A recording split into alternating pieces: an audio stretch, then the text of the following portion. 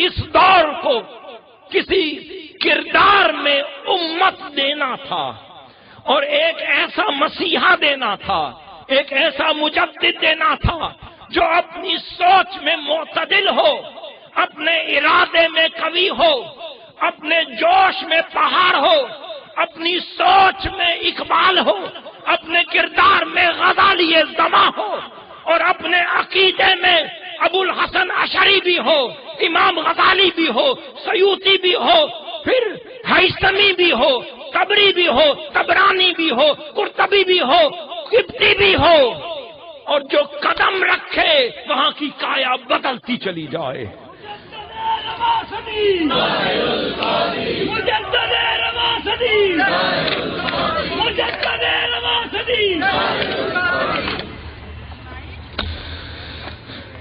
اب آج آپ خوش قسمت ہیں کہ یہ دور بدلتا رہا، مگر اللہ رب العزت نے اپنے ان ہستیوں کو بدلنے والا بنایا۔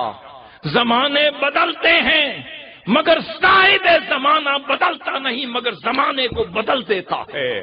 آج یہ زمانہ، یہ صدی جو منہاج القرآن کو ملی ہے، اس میں علم منہاج القرآن کے ذریعے سے پھیلا، اس میں شمع عشق مصطفیٰ بھی اس پروانے کے ذریعے سے پھیلی، ادب بارگاہ مصطفیٰ بھی اس پروانے کے ذریعے سے پھیلا، اور پھر علم کو بھی ادب ملا، ادب سکھانے والوں کے در سے۔ تو یہاں علم والوں کو بھی ادب ملا، علم پڑھنے والوں کو بھی ادب ملا، سوچوں میں اعتدال آیا، آوازوں میں ادب آیا، کردار میں چاشنی آئی، زبانوں میں مٹھاس آئی۔ ادھر عشق مصطفیٰ تھا، ادھر ادب بارگاہ اہل بیت تھا، ادھر نصرت صحابہ تھا، ادھر اولیاء صالحین کے در کی خیرات کا سلسلہ تھا۔ اللہ رب العزت نے اس صدی پہ کرم یہ کیا کہ اسے شیخ الاسلام کی صدی ایسے بنا دیا کہ کسی ولی کو یا کسی مجدد کو یا کسی شیخ الاسلام کو ایک ایک جہت ملی تو وہ اپنی ایک ایک جہت میں امت بنے۔ حضور شیخ الاسلام کا وقت آیا، ساری جہتیں ان کی ذات اور خصلتوں میں اکٹھی ہو گئی۔ اب میں آپ کو دو واقعات عرض کرنا چاہتا ہوں۔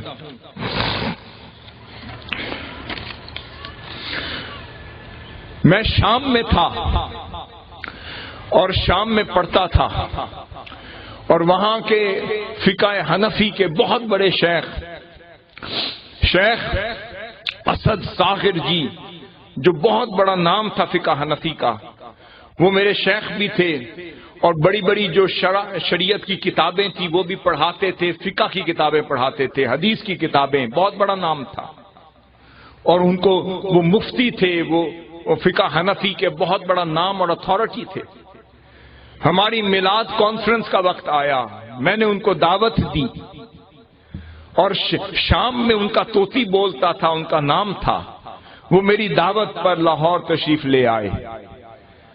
اب مجھے پتا تھا کہ ان کا علمی مقام کیا ہے، مگر ادھر وہ حضور شیخ الاسلام سے ملاقات کرنے کی غرض سے سفر کر کے دعوت قبول کر کے میرے ساتھ آ رہے ہیں۔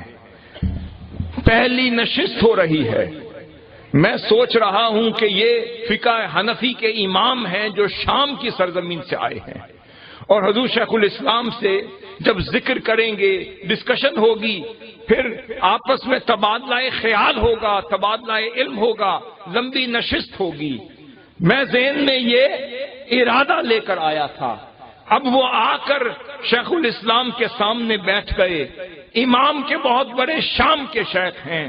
میں دیکھتا ہوں کہ 2 گھنٹے 2.5 گھنٹے حضور شیخ الاسلام گفتگو کرتے جا رہے ہیں، اور وہ شیخ اسد محمد سعید صاغر جی جو شام کے بہت بڑے شیخ ہیں وہ سنتے جا رہے ہیں، اور ایک جملہ بھی زبان سے بولتے نہیں۔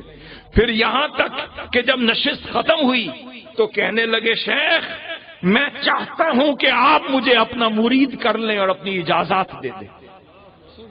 میں حیران ہوا کہ شام کے شیخ ہیں تو کچھ تو علمی تبادلہ خیال ہوگا، کوئی بحث ہوگی، مباحثہ ہوگا، مناظرہ ہوگا، ڈسکشن ہوگی، بے شک ادب کے دائرے میں ہوگی۔ دیکھتا گیا کہ ایک لفظ نہیں بولا اور کہنے لگے کہ مجھے سلسلہ قادریہ میں بھی آپ بیعت کر لیں اور اپنا علمی میرے استاد بن جائیں، مجھے شاگرد بنا لیں۔ پھر آپ نے فرمایا کہ شام کو آپ گھر تشریف لے آئیں، نشست ہوگی۔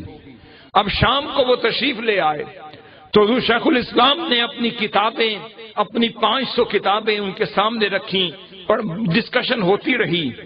جب اینڈ ہو گیا، ڈسکشن ختم ہونے لگی، تو میں نے دیکھا کہ وہ ضعیف تھے، 65 سال ان کی اس وقت عمر تھی۔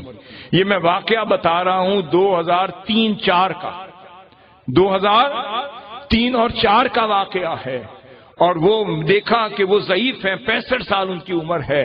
وہ جھکنے لگے۔ میں ادب کی وجہ سے ڈرائنگ روم سے گھر آ گیا، اندر آ گیا۔ مجھے سمجھ آ گئی کہ یہ کچھ اپنی محبت کا اظہار کرنا چاہتے ہیں۔ میں اندر آ گیا۔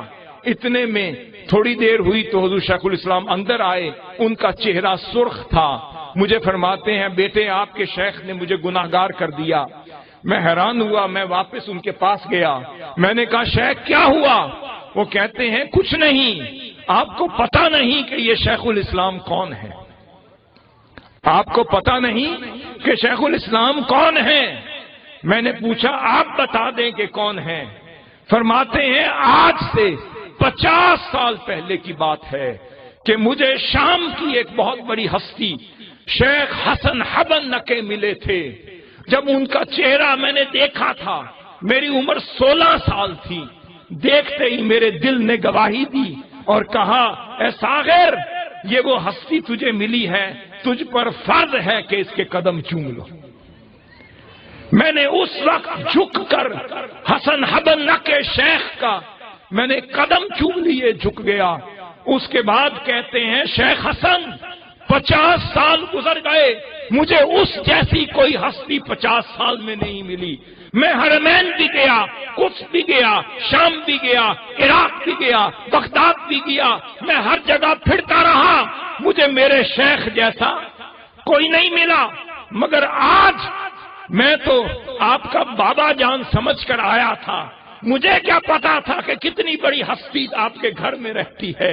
خدا کی عزت کی قسم، جب میں نے نگاہ ڈالی شیخ الاسلام کے چہرے پر، 50 سال بعد میرے دل نے پھر گواہی دے دی، میرا دل زندہ ہو گیا، پھر بولنے پر مجبور ہو گیا، اور مجھے کہتا ہے ساغر آج 50 سال بعد پھر شیخ الاسلام کی صورت میں تجھے وہی ہستی ملی ہے کہ چاہتا ہے تو قدم چوم لے۔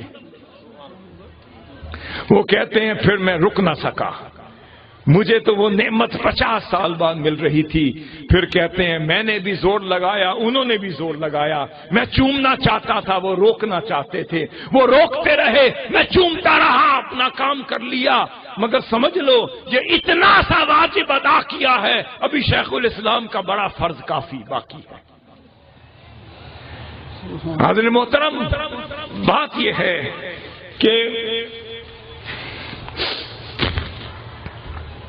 میں اردن کی سرزمین پر تھا، اردن کی سرزمین پر تھا، اور وہاں آخری بات بہت اہم بتا رہا ہوں واقعہ، اردن کی سرزمین پر تھا، وہاں عالم اسلام کے اہل سنت کے سارے علماء موجود تھے۔